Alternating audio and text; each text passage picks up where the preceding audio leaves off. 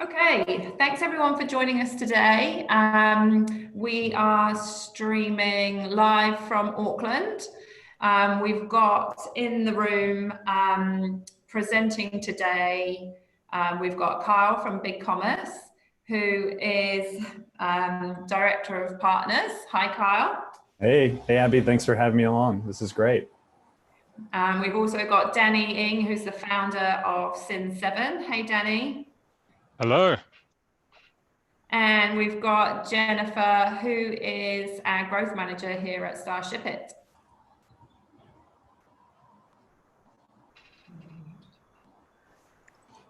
Hey, Jen.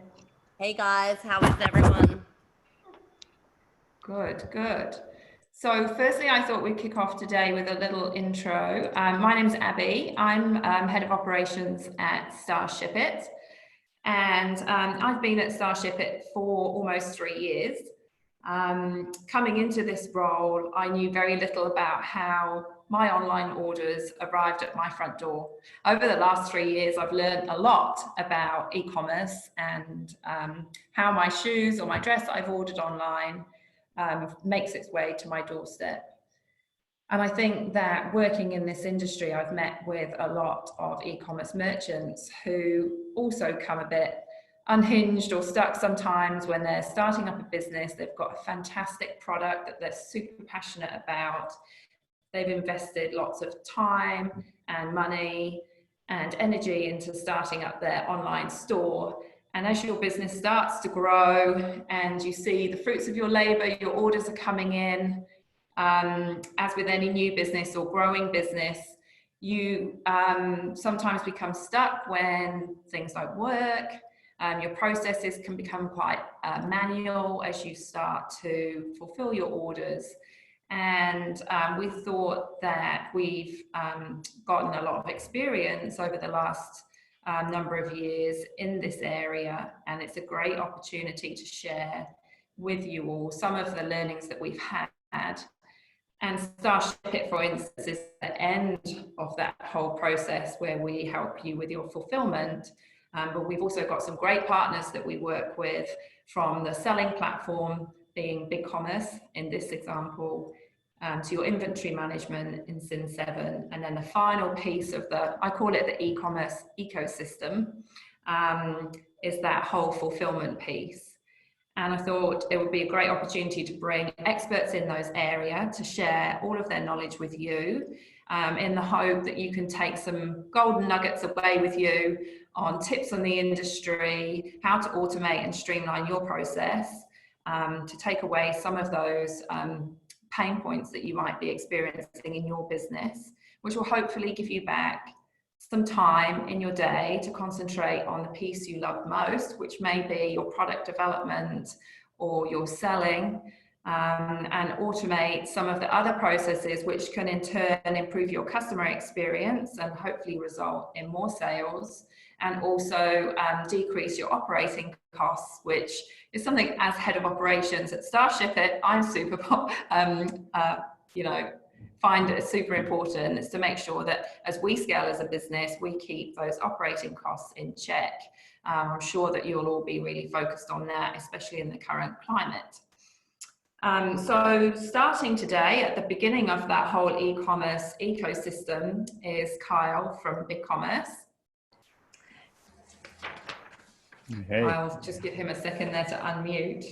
And I think Kyle's going to start today with sharing a bit of his knowledge around that ecosystem and some of the things that he's seeing in the market from a sales channel perspective. Yeah, looking forward to sharing some insights. And thanks again, Abby, Jen, and Danny, for having BigCommerce along. Really happy to support our partners, and looking forward to hopefully sharing some good insights for you today. And Carl, you must be speaking to merchants all the time about the problems I was just talking about. As they're growing, they're looking at their systems. There's a plethora of choices out there in terms of sales platforms, inventory management, WMSs, fulfillment platforms, aggregate. creators need to be considering?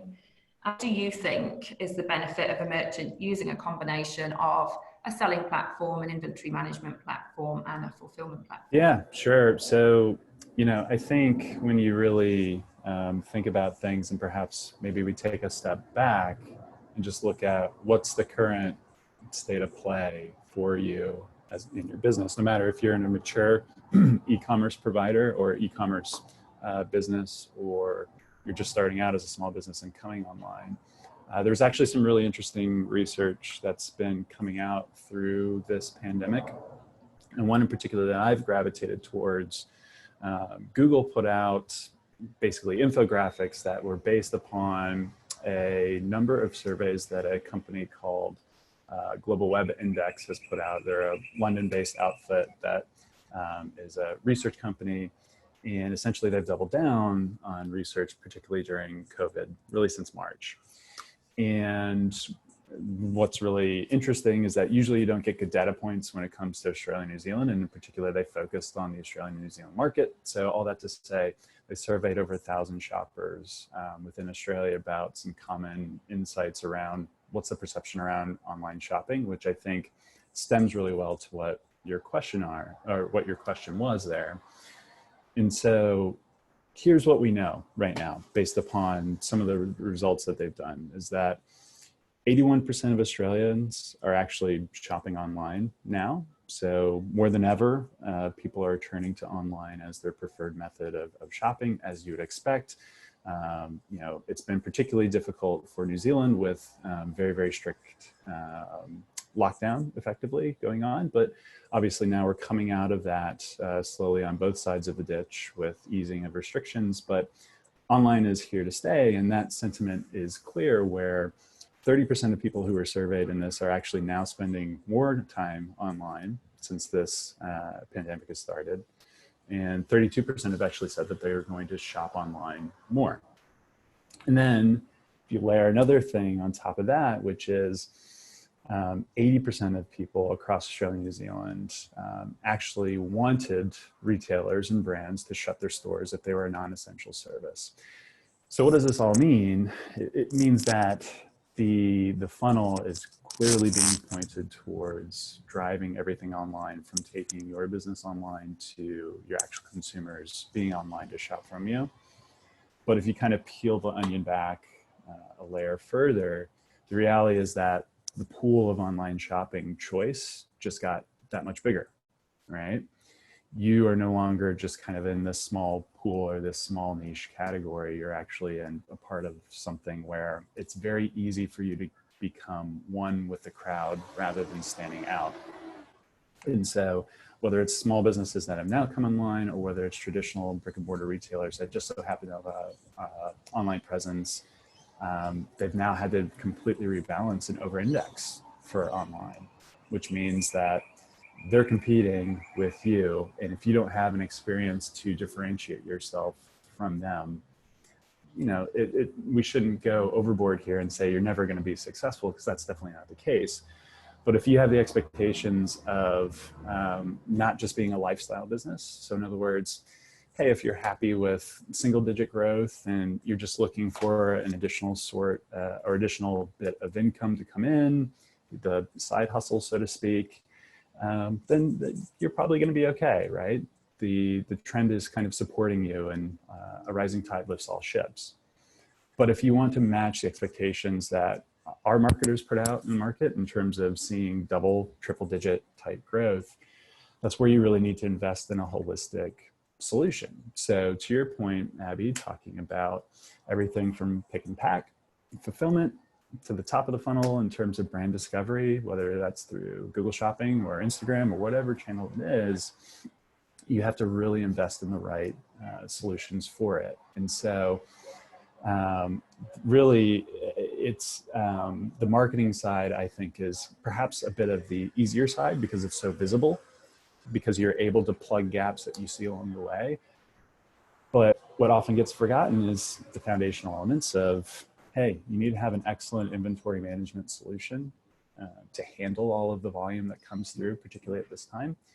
And you need to have a solution that makes sure that your exploiting potential opportunities to get the package to the customer at the right time that they're expecting at a very competitive rate, in delivering on that last mile experience. So fortunately, you know, my two colleagues, well, including Abby, three colleagues on here today are all working with great solutions that deliver on it. So all these trends kind of point towards how important it is just to have a nice, tight experience right from front all the way to the back from an e-commerce aspect.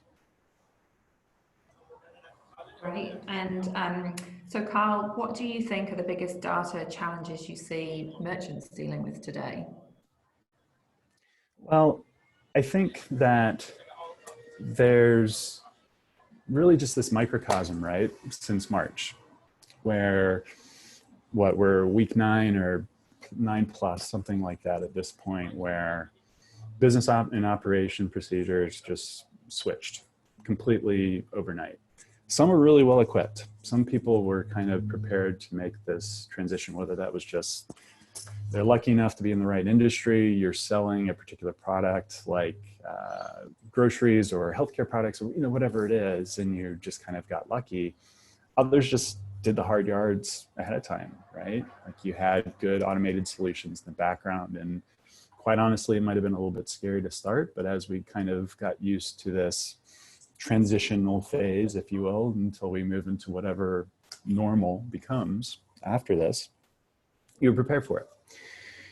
What we are finding at BigCommerce is that at every metric that we measure, so whether it's revenue that is being transacted on our platform, whether it's traffic, whether it's load with respect to our infrastructure, every single metric right now is on par with what we call Cyber 5. So you have, it's US-centric type terminology there, but effectively, for those of you who don't know, Thanksgiving Day, you have Black Friday, Thanksgiving weekend, Cyber Monday makes up 5 days of sales. So no offense, of course, to Click Frenzy, which is just going on, but it's quite a large event that's comparable. And you know, Click Frenzy is obviously doing an excellent job of getting bigger and better every single year.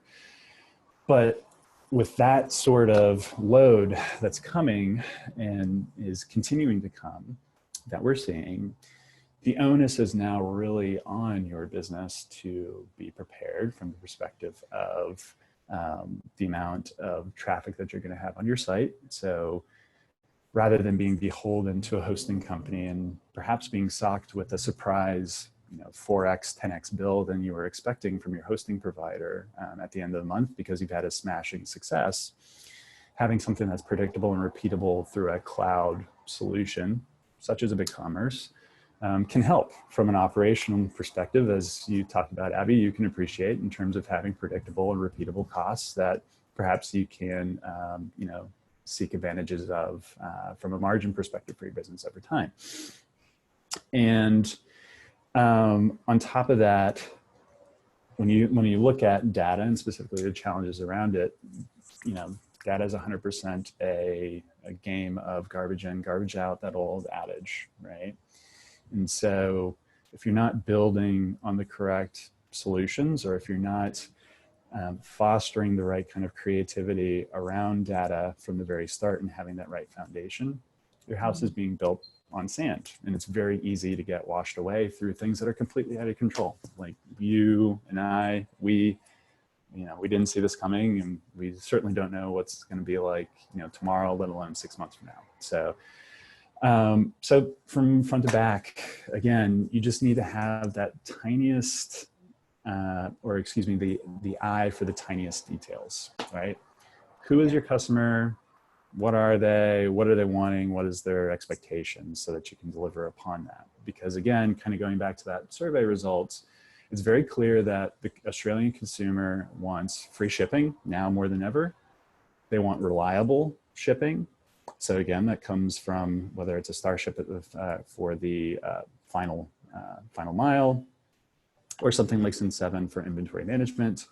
And they want a reliable site, right? So all those pieces are key. So sometimes you can get creative with some of these approaches, but the reality is that you need to have those core fundamentals in place to make sure that you deliver upon, the amount and dearth of data that's being provided to you, particularly as more people come online. So my comment would be the challenge is how to use the data, and you need to make sure that you have a good enabler from a commerce platform perspective to help you with that. And by that, I mean being able to give you the flexibility with the amount of APIs that a technology provider like a Cin7 or a Starshipit can access, so that they can create great potential experiences for your customers by tapping into our APIs and building out the greatest features and functionality. But it also has to do with the volume of calls, because when you look at a solution like a Cin7, a solution like Starshipit, you have Klaviyo or .digital or Immersive for your marketing. The API calls add up very, very quickly. And if you don't have something that can scale with you, that can lead to potential pitfalls for you.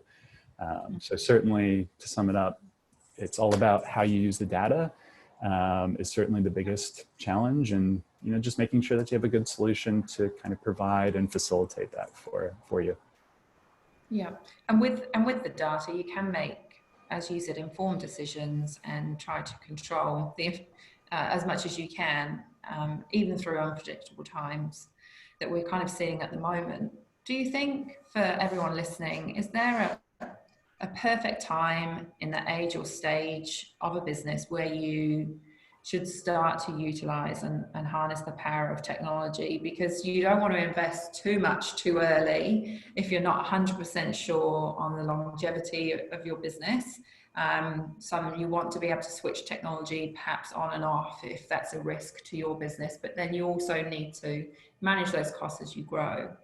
So, if merchants are just starting up and listening today, they're probably asking, what's the order of things? Yeah, sure. And I think the cheeky answer is yesterday, but but more importantly to your point, Abby, it certainly is.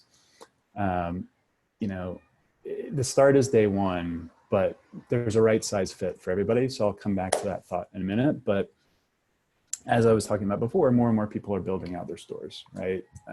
More people are turning online, more shoppers are coming online. So you just need to have this thought in terms of your core tenets. What are your guiding principles as you build out your strategy? Well, part of it needs to be, how do I create additional efficiencies each and every day, right? And part of that is just naturally being curious, being the person that, if you're an established business, being the person that's always kind of having your head poking out of the sand and observing, like, what are the other solutions that are popping up? Because that's really where you can extract more value from money. If you're a new business, it's thinking about, well, what are some of the processes that I'm doing day after day after day that really I don't have the time for it anymore, right? Like, obviously, if you're using eParcel and you're, driving to the post office every day, that's a huge opportunity, right? No matter if you're just starting out and sending a couple parcels to, getting to that cusp of, hey, I'm sending, 15, 20, 50, 100 a day, whatever it might be, right? And I just mentioned this, it's kind of a phrase that I like to use a lot, which is the right size fit. So your business is completely different from mine. My needs are going to be completely different from yours. And probably the most important aspect is our risk profiles are very different, right? Like, I might be okay with, hey, I'm going to invest $50 a month in this piece of technology. It's not the perfect fit in terms of what I'm looking for, but I have confidence in my internal team to be able to utilize it to its max potential and perhaps get 150% out of it. Versus, you might have the mindset of, look, I'm willing to pay or invest is the best word to use there, 10, 15x of what I used to do, because I know that I'm going to get good value out of it. And I'm relying on the technology to relieve the huge underlying costs that I'm not seeing today, that's not coming up on my balance sheet. And I know it will relieve it. So I think, like, we have Danny, who will present later, who's, founded Cin7 and did a lot of the building. And obviously I would assume he gets on the tools every day still to some extent. And I think part of that is you need to have an engineer type mindset to your business in terms of engineers are always looking for what are the processes that I'm doing every day so that I can create something that automates it and makes my day that much more efficient. Yeah. Work smarter, not harder. That's my Exactly. motto this year, that's for sure. And to finish off our session, Kyle, for me, I always love hearing true life stories, like who in the industry are you looking up to? Who's really nailing it? Who do you think's kind of standing out that you talk to?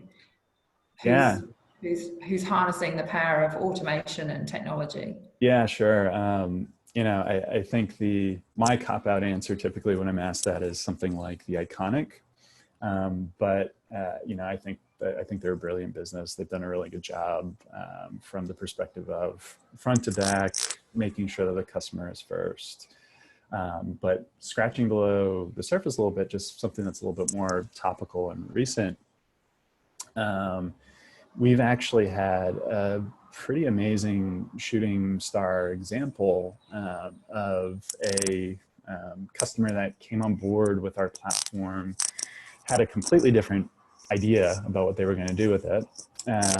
Essentially, the customer came on board. They were building out effectively a gift card solution. So they're a big shopping center, customer of ours, obviously have hundreds of stores Australia-wide, worldwide really, but this is more of an Australian use case. And effectively, they were going to buy, you're a consumer, you go to their site, you buy a gift card, and actually through an approach we call headless, which is a buzzword that perhaps some of you have heard before, they can actually upload, the consumer can upload the gift card to their Apple Wallet as an example right there off the site. It's actually pretty slick technology.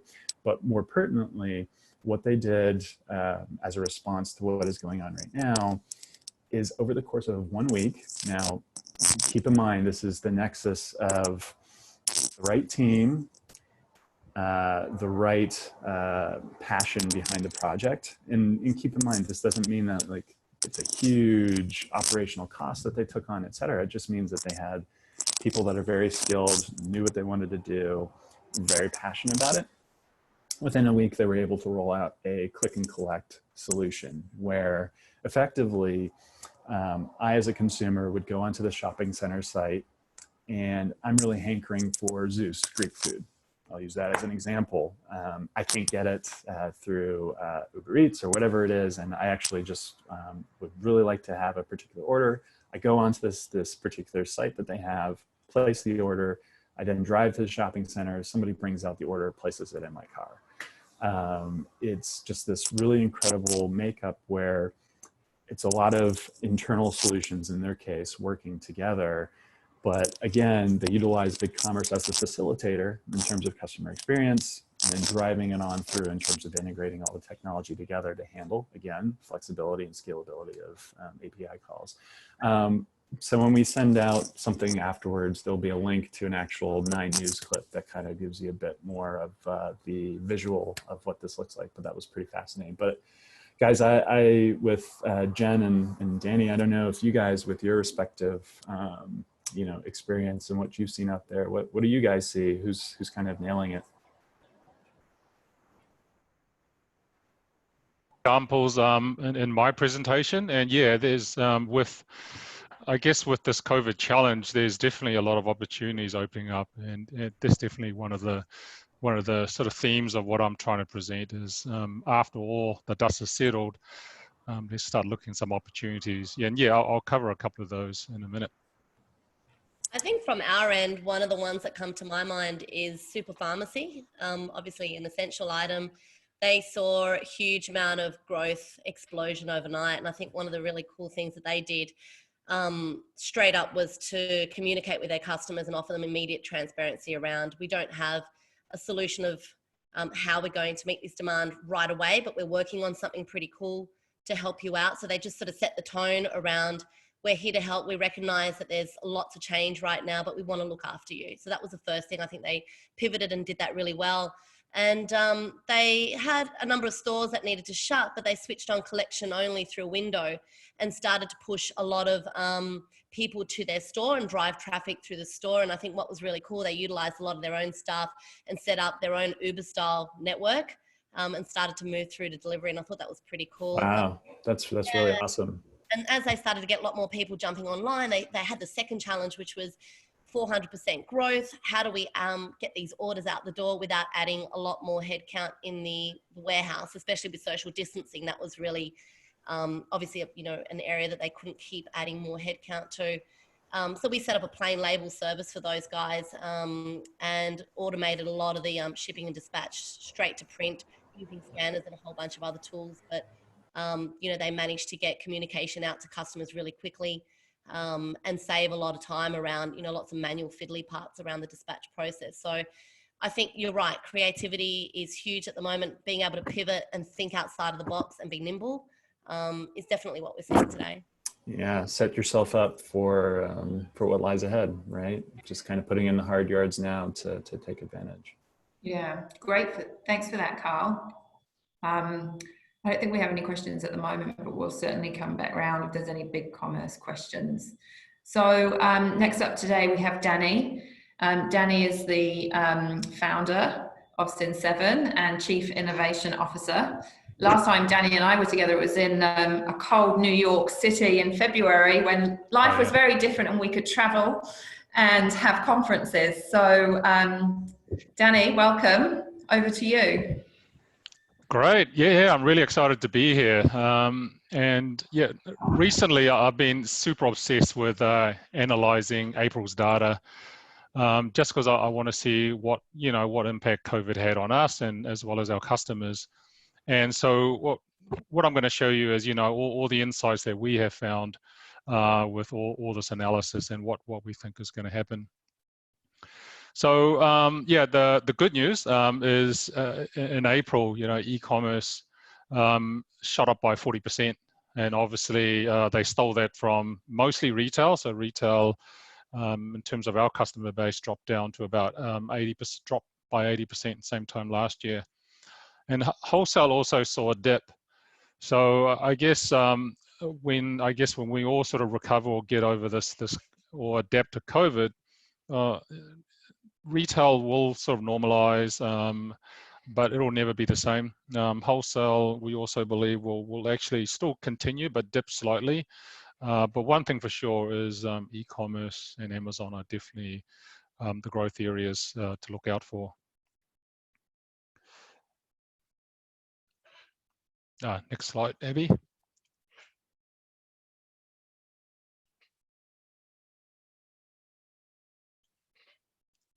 Ooh, Abby. Yeah. Oh, Sorry, great. I was chatting and moving slides at the same time. Yeah, this one is it's a bit, there's a lot in this graph, but I'll explain it all for you. As countries adapt to COVID differently and at different times, obviously different regions are affected in varying degree. But in terms of the typical trend that we saw was, 2 months of pre-buying before lockdown. So there's a lot of activity before things actually get locked down. In terms of New Zealand, and I believe many countries that we deal with, the lockdown, a lot of the stringent lockdown rules happen in April. So across the board, there's like a 9% drop in sales. And there's about two things that we can take out of this, at least going forward, was, Australia, Canada, New Zealand, UK, and US are still very strong, stable countries to do business in. So although the COVID has, obviously disrupted many things, business still keeps on going in these countries. The other sort of interesting thing, at least affected New Zealand quite a fair bit, is the level in which you lock down, the severity of lockdown will determine the severity of the economic impact. So New Zealand, I believe, out of many countries, had the most stringent lockdown sort of rules in April. So hence in April, our sort of sales dropped by 35%, whereas countries like Australia, US, Canada did not see much of a drop at all. So the good thing about it, as countries sort of release become less stringent in terms of their lockdown sort of rules and guidelines, that we believe that, you know, the economies or countries that have, you know, some sort of COVID measures, but not a stringent measure, the economy should operate close to normal pre-COVID. So that's the great news. The great news is things will carry on to a pretty similar level than they were pre-COVID.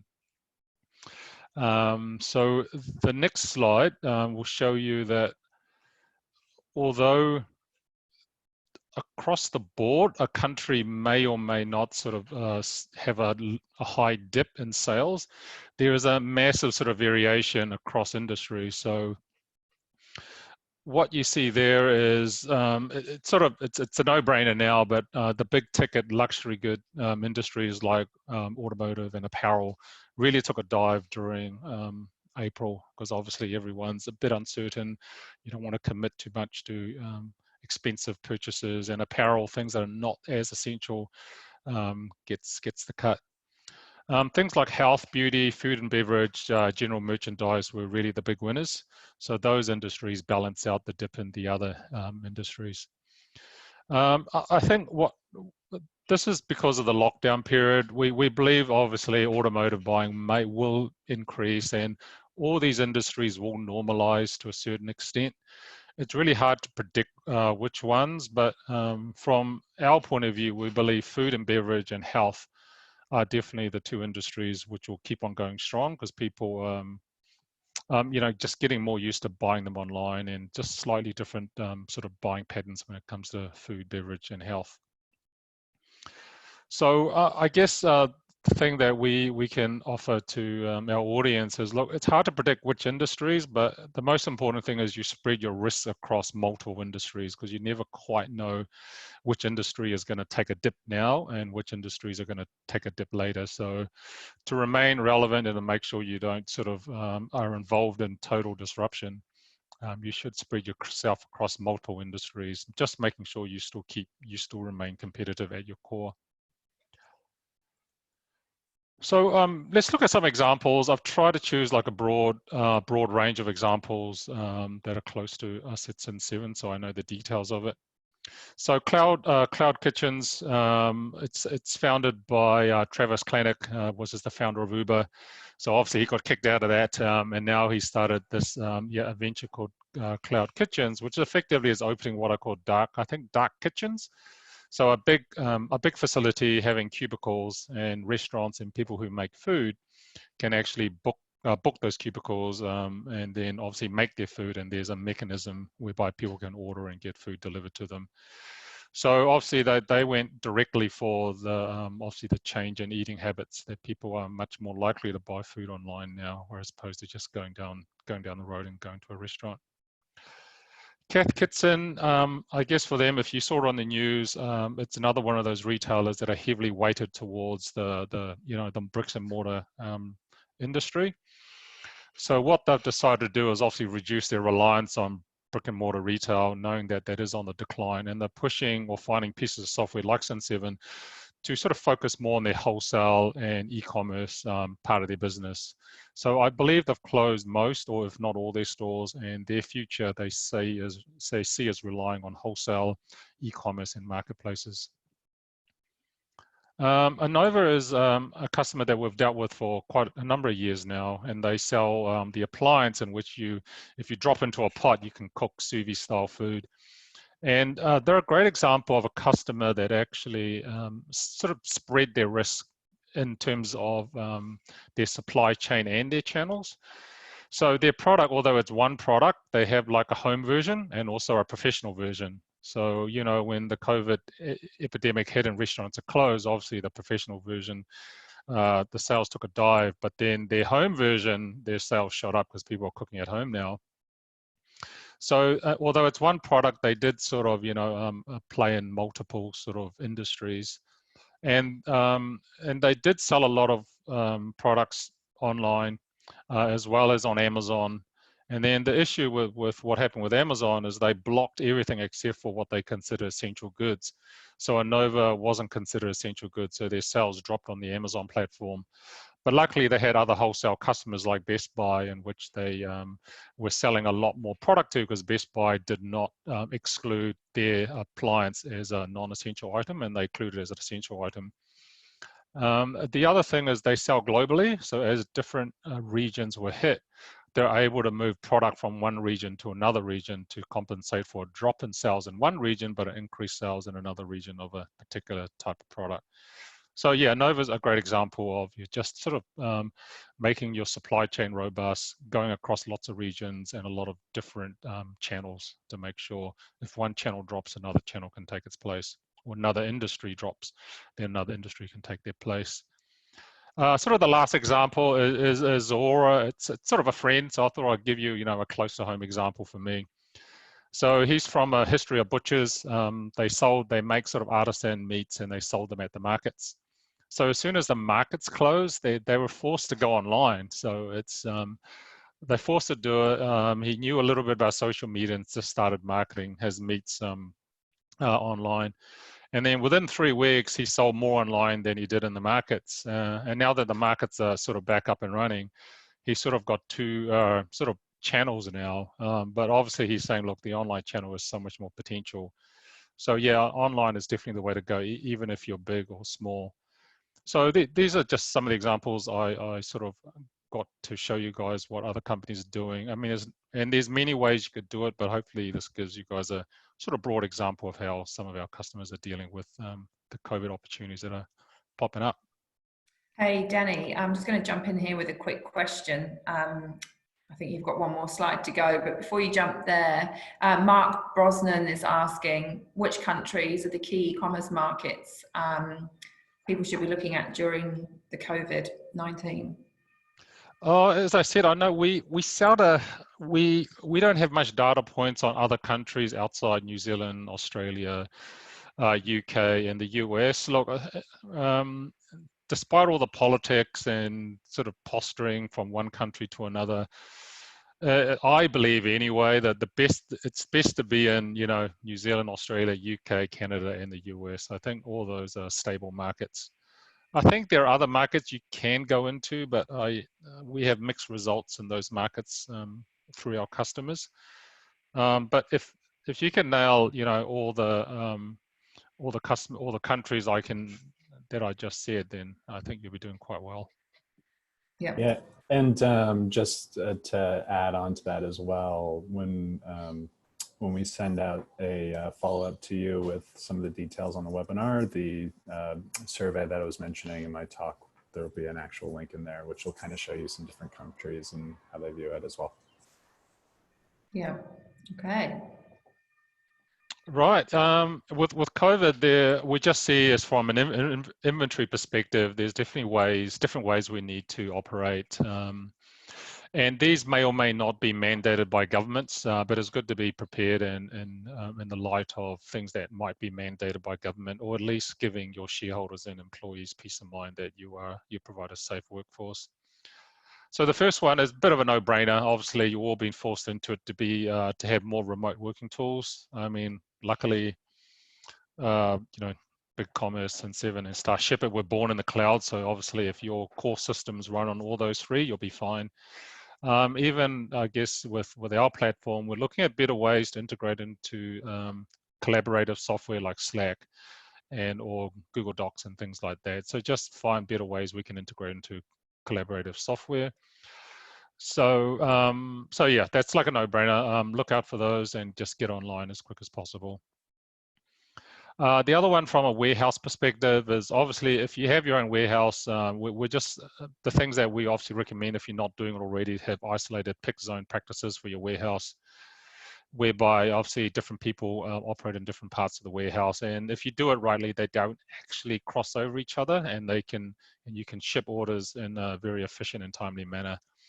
And if you yourself can't operate like that, you can actually find third-party logistics warehouses that do operate like that. And Cin7 can help you connect to one or many of those. The other thing is, I mentioned it before, it's really important now because the one thing we can be sure of is things can be very, very unpredictable. So definitely increase your level of robustness in your supply chains. Obviously, make sure you have more than one way of making or getting your product to the market, and obviously increase your channels. And I know with the Nova, our customer, they actually create a website for every region they're in, and it could be a bit overkill for some of you guys, but there's nothing wrong with, you know, multiple BigCommerce sites for different countries. You know, if you sell to Germany, they require different kind of, you know, language, obviously, but different tastes and different products. So for the different regions, I believe that different marketplaces are strong in different regions than others, and it's good to have a different website, e-commerce site for all the different regions as well. And do look at things like wholesale and e-commerce and marketplaces as you know, all the channels you want to work towards maximizing. So if one falls over, another channel or another region can take its place. And traceability requirements for inventory and order processing. This is something that's been like a domain of food and beverage, and then maybe pharmacy and medicine and things like that. But I guess I'll put it out there, even though you sell general merchandise or things that are not necessarily mandated to be highly traceable, to start looking at some of the practices that will allow those products to be traced. So if you become audited or a new auditing standard comes into play, you can show them, look, if a customer bought this item, we can trace it back to the supplier and the shipment. That can actually, trace it back to the supplier and all the way through the supply chain. So with COVID or another transmittable disease pops up, you're pretty sorted if you're required to trace something back. Yeah, so I've kept it short and sweet. These are the things that we thought were most useful, the audience that we're talking to today. So yeah, you know, you got BigCommerce, you're getting out there, putting the dancing shoes on as you were. Cin7, we can help you with inventory. And with what Abby and Jen will talk about soon is, yeah, how do you get that great product to the customers that are just chomping at the bit for it? Awesome. Thank you so much, Danny.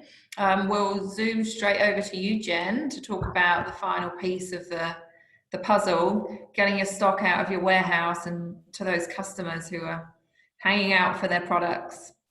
Thanks, Jen. Abby, and yeah, totally echo what you're saying earlier, Danny and Kyle. Businesses are doing lots of creative things at the moment to remain relevant and successful. And I think, as, to your point, Abby, we are the final piece of the puzzle. You know, you've now got your e-commerce website, BigCommerce store open. You've got your inventory management, making sure that stock availability is there.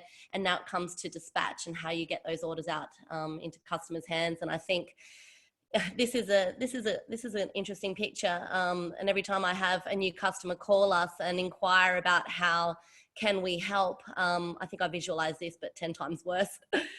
You know, we know dispatch is hard. No one got into shipping. No one got into e-commerce for shipping.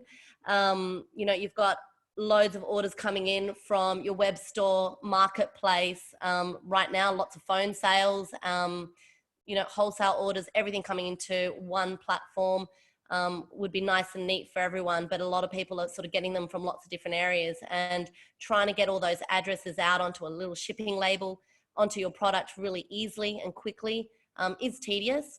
It is difficult, and we're hearing, you know, a lot of customers that come to us are still going through a manual process, are still copying and pasting all those address details, making some errors along the way into their shipping platforms. If you're using multiple carriers, you know, that in itself is a lot of work. You know, others are downloading CSV files several times a day. I think I had a customer yesterday that signed up and downloads about 20 CSV files a day, trying to pick and pack every hour. And it's just a huge time waster. They're pulling their hair out. You've got packing slips left, right, and center. You've got commercial invoices that you're not sure if they're completely compliant. You're switching off trade lanes because it's just all too hard. Then you're dealing with things like which carrier is available to which area, who's servicing what. You know, there's all of that communication that you're trying to understand internally. So you're not sending product out and sort of missing KPIs. And I think all along the way, you've got to keep the customer informed, right? And that's sometimes the last thing on everyone's mind because you're just trying to get all this product out. So I think right now, you know, with e-commerce, is a super exciting place to be in, but I think also automation is as well. We're seeing a massive shift of mindset in comparison to maybe even 12 weeks ago. People are sort of, you know, the hacks that they jumped into earlier on, we're doing okay, but now people are seeing that it's not necessarily sustainable. It's getting product out the door, but it's, you know, there's headcount, there's errors, there's unhappy customers. We know that people are vocal now on reviews and so forth. So, you know, people are shifting to automation and looking at, you know, that not so elegant hack. How can we make that work for us long term? So next slide, Abby. You know, I think when you think about automation, I mean, let's start with what is it? I guess it's automating manual parts of your business so that you can improve efficiency, save time, and reduce operational costs so that you can ultimately focus back on what matters to you, driving sales to your business, your digital story. I think, you know, we've got a lot of fashion customers, and for non-essential items, you know, they've been really focusing a lot of their efforts around the digital space and how can they communicate with the customer. You know, I don't think I've seen so many loungewear outfits and ISO wears and post-COVID celebrationary wear in my life, but, you know, they're trying to speak to the customer and they're trying to engage. And I think, you know, that's what you want to spend time on. How do you get more customers through the door? So if you can really automate and save time on every single label, get it right the first time and keep customers happy, that's ultimately what you want to do. So automation, you know, it looks at things like all of those orders coming in, pulling them in automatically, not downloading them one by one. Addresses going out and being assigned to a carrier based on the relationship you have with the carrier and the rates that you've negotiated, and essentially assigning orders to those carriers through a rules engine. You know, a lot of people might use one carrier for domestic, one carrier for international, or both. Others might geo-fence a particular area to another carrier and play to their strength. Others might be using carriers for specific weights or value of products. You know, just having that rules engine in place so that those decisions are made automatically, super vital.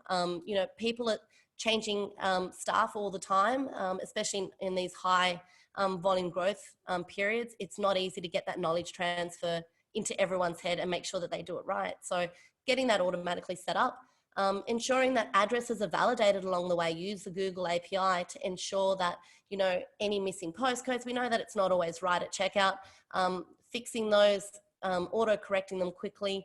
It just saves you a lot of time around manifest costs, getting the delivery right the first time. You don't have redelivery, you know, errors. You're not communicating with angry customers or sending out product to make up for it. And then I guess automating all of those tracking details that are going out onto the shipping labels, sending them out to customers, letting them know, not just when the shipment arrives at a service center at a carrier's base, but letting them know early on, as soon as that label's been generated. That's really important. You want to make sure that you're not waiting for a pickup scan or a scan at a base. We know sometimes that doesn't happen due to sheer time from the courier's perspective, especially now, and letting them have that information up front, but also letting them have the update along the way. There was an interesting study, I think by CommBank, only 19% of retailers are actually providing tracking details, you know, and more than 90% of customers are yearning for that. So really making sure that you give them that automatically, you know, and giving them that greater visibility. So that's, you know, really important. And I think the last piece on customer experience is just enabling lots of different options at checkout. To Kyle's point earlier, you know, if you're offering free shipping, great. Next day delivery, great. You know, some customers want options, after hours delivery, weekend deliveries, you know, click and collect, use a Pudo network like Parcel Point or Hubd or Ozpost, etc. So giving customers choice will increase your conversion. So being able to have all of these connectors in one neat and easy sort of platform for you to navigate and not having to shift through is definitely going to save you a huge amount of time. I think, you know, we are really fortunate. We get to work with lots of different retailers, and it always excites me when I hear the story from the get-go of, you know, what it was like in the beginning and what it was like post-fulfillment automation. And one of the stories that I think really resonates, I just, you know, actually visited these two boys not long ago, Anthony and Guy Napper from Oz Hair and Beauty. I mean, they're quite young in the picture, but they actually started even a lot younger than that. And these two boys, their parents selling hair, had hair salons all around the country. lot of product on shelf, and they dabbled with eBay early on, selling products on eBay, sort of seeing what customers wanted. And, you know, quickly they were selling hundreds of orders. And I think the tipping point for them was when they were sort of sitting side by side, two laptops, one pulling in orders off the web store, one creating shipping labels, one emailing the customer, one sending the tracking back upstream to the web store. They sort of looked at each other and thought, there's got to be a better way. And if we fast forward to where they are now, you know, 3 years, in a short 3 years, they're at, you know, multi-million-dollar business, you know, from humble beginnings.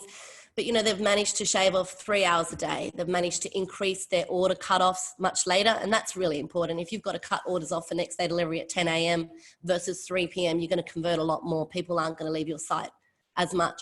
You know, they've been able to reduce the abandoned cart, save on manifest costs, errors and redeliveries. And I think, you know, really in 3 years, tripling their business without adding any additional headcount into a dispatch space is huge. You know, a great win for them, really. And one of the other things that they've also, you know, nicely hacked was on branded tracking. You know, they love the branded tracking tool. They often run promotions on that. And that just means that when an email goes out to a customer with a tracking number, they're also promoting product and sending a link back to the, you know, back to the web store. So that's a great way for them to sort of launch product launches, reward customers with new promotions, as well as, you know, move end of life stock. So these boys have definitely nailed it, and there's no reason why no one else can do it as well by, you know, connecting the dots. So I guess, you know, moving as we come to an end and start taking questions, you know, we've got these flow charts. Thought we'd, you know, be nice to visually sort of paint the picture and how we all connect, and how, you know, other online retailers can connect the dots with automation from web store, inventory management and shipping. So you've got ultimately orders coming through your web store. So BigCommerce are taking orders. You might have some orders coming in from your marketplace. Those are checking in with Cin7 for availability in stock. The dispatch and the picking slips and the packing's all happening in Cin7. Those orders then transmit over to Starshipit. We send out, you know, based on a rules engine, assign carriers and send out tracking over to customers. And we keep updating along the way. And all of these updates are happening seamlessly, automatically, without you having to worry about it through write back processes. And it's essentially very easy. I mean, everyone's got API setups nowadays. Linking in an account can take several seconds. It doesn't need to be a long-winded development piece from your end. These are really plug and play, easy turnkey solutions that you can definitely latch onto. So that really comes to the end of my piece of the presentation. Over to you, Abby. Great, thank you, Jen. That was really good.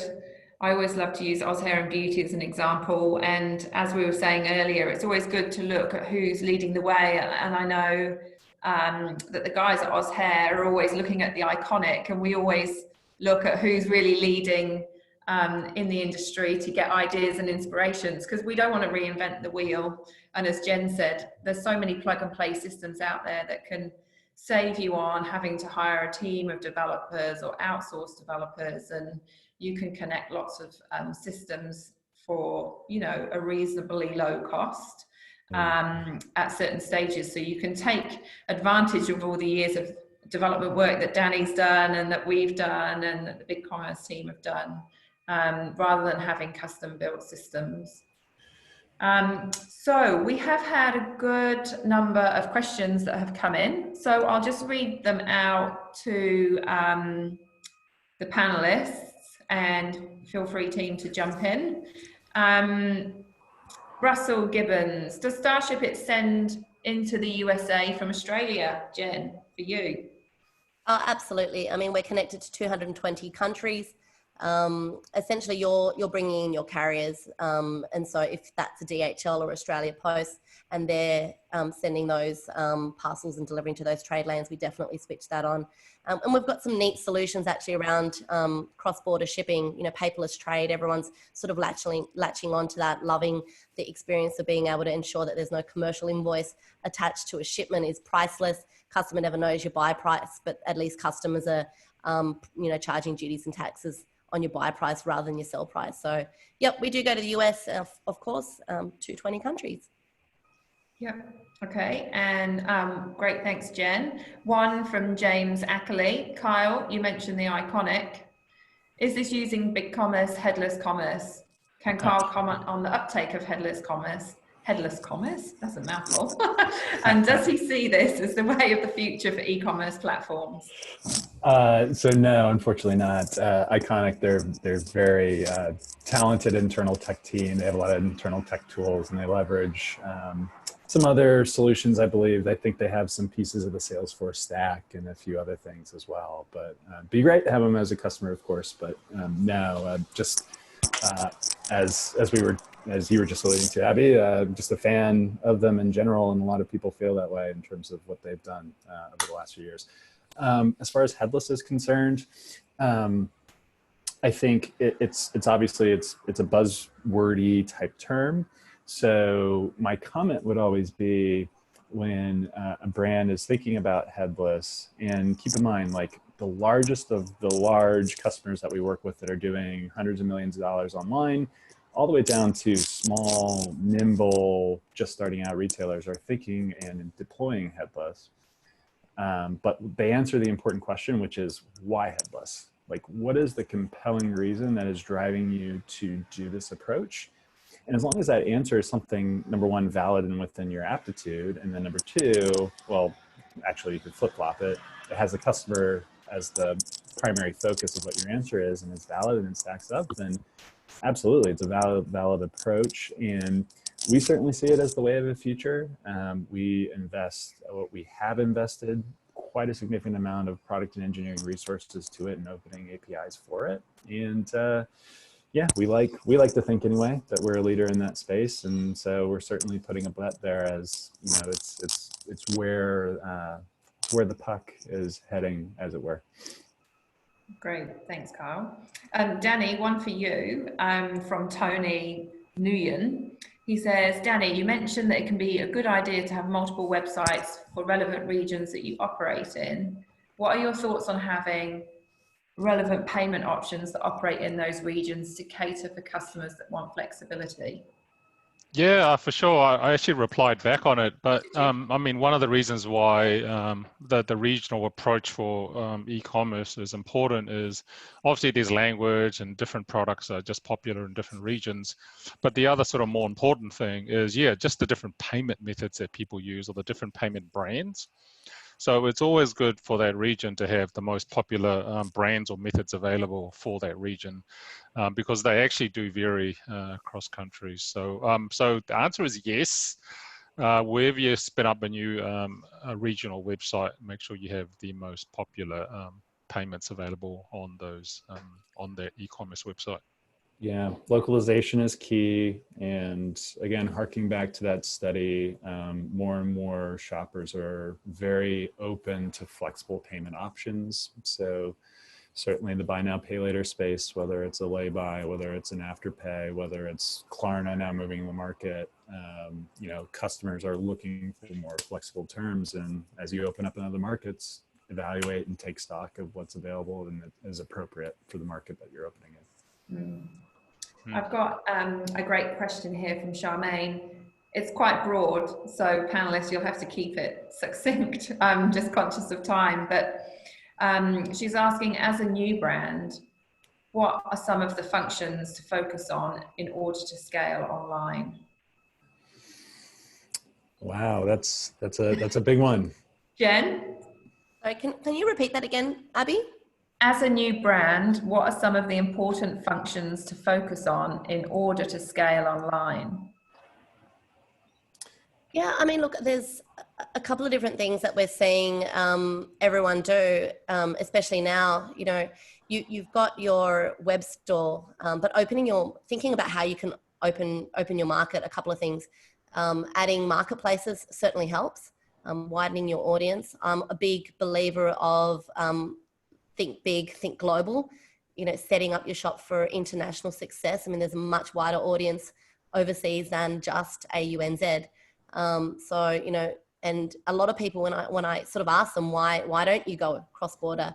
It is daunting, just trying to understand that, but, you know, don't feel alone. Speak to specialists in that area and they can certainly help you. So that's about widening the audience. But then I think a little bit to my earlier point, you're going to convert more traffic if you're going to offer more from a delivery sense options to get product to customers. If you're offering them, you know, choice around cost versus convenience, but giving them those options, you know, you're gonna play to lots of different aspects of the market. A lot of people sort of are afraid of conversion and only offer free shipping, but you're also missing out on, you know, potentially people that are willing to pay a little bit more. I mean, we had some customers switch on demand through AusPost and Zoom to You just to capture that abandoned cart on a Thursday and Friday. You know, there's a huge abandoned cart happening then because they know that, you know, if they don't get those orders on that day, they're going to go and shop to a storefront on the weekend. So being able to deliver Twilight on those days and have that nice outfit or have that item that you need before the weekend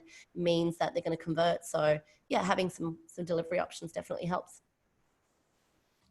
And, I'll try and answer go this for it, one Ben. quickly. yeah, go for it. So the most scalable structure that I've ever seen, I'll just throw it out there. So you just got to have a platform that is available for obviously wholesale and e-commerce. So those are two ones that, you know, whatever system you choose should better handle both those types of channels. The customers that I've seen do really well obviously have, you know, you're stuck with one type of, you've got an e-commerce platform and spin them out to different regions. They should be really proficient in Amazon, because Amazon, if you do good in one region, it's pretty much copy and paste to all the other regions. The other thing that's probably less known is probably using third-party logistics warehouses. As you grow, it's really hard to, you know, change a physical warehouse that you've signed like a 5-year lease for.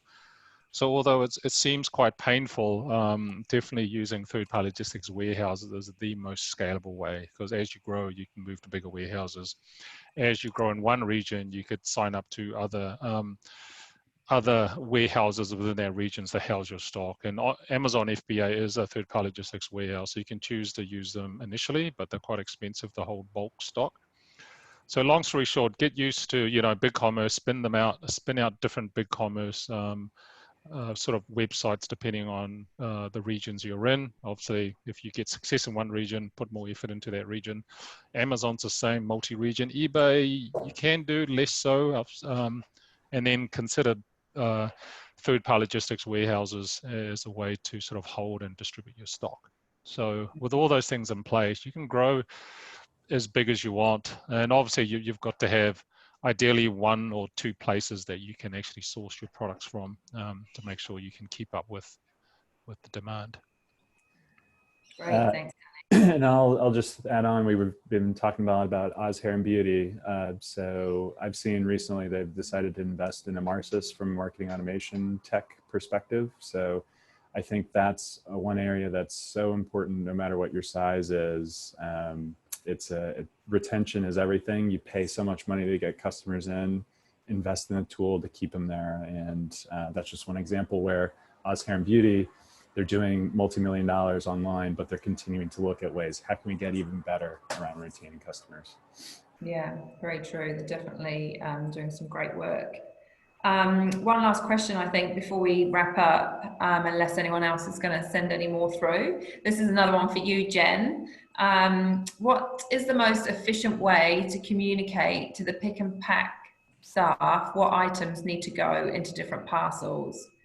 At the moment, we're writing the contents on the shipping labels by hand. Is there a better way to automate this part of the fulfillment process? Yeah, absolutely. I mean, probably a question for both of us and Danny, depending on where you're going to be managing your packing slips from. But I think, Sean, that's a really great question, and we come across it a lot of the times. As your order comes in from BigCommerce or your web store, your marketplace into our platform, we're pulling in data like your SKU, your product name, product item, quantity, the weights, all of those things are coming into the platform really quickly. So not only are we generating a shipping label, but we can generate a packing slip for you. So that prints off, you can print it or scan it off the platform, but it will actually tell you, you know, go and pick 2 red jumpers with this SKU and this product. You know, there's ways that you can connect that to a scanner so you can pick off the shelf. and that, you know, just checks whether or not you're actually, you know, picking the right item. But you don't need to be handwriting any of this. It can be all automated for you. And at the end of that, you can scan the packing slip and print the label if you don't want to do bulk print. There's lots of different options. If you're printing through an inventory management system like Cin7, I mean, Danny, correct me if I'm wrong, very similar. All of that can be automated, right? There's no need to manually handwrite that. Save yourself a lot of time, Sean. Yeah, for sure. I mean, there's two main methods. One is just to print off a packing slip, and that can actually go into the parcel after you've packed it, so it saves you writing it out. Or obviously with Cin7, we've got a pick and pack process that allows you to just scan items, and we can sync that directly into Starshipit. That'll print the label.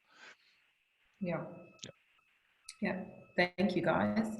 And I think that is all in terms of questions today. Thank you very much for to everyone for attending. I hope you found that the session was really useful. And thank you to the panelists for taking out time of your day to come and talk to all of the merchants here.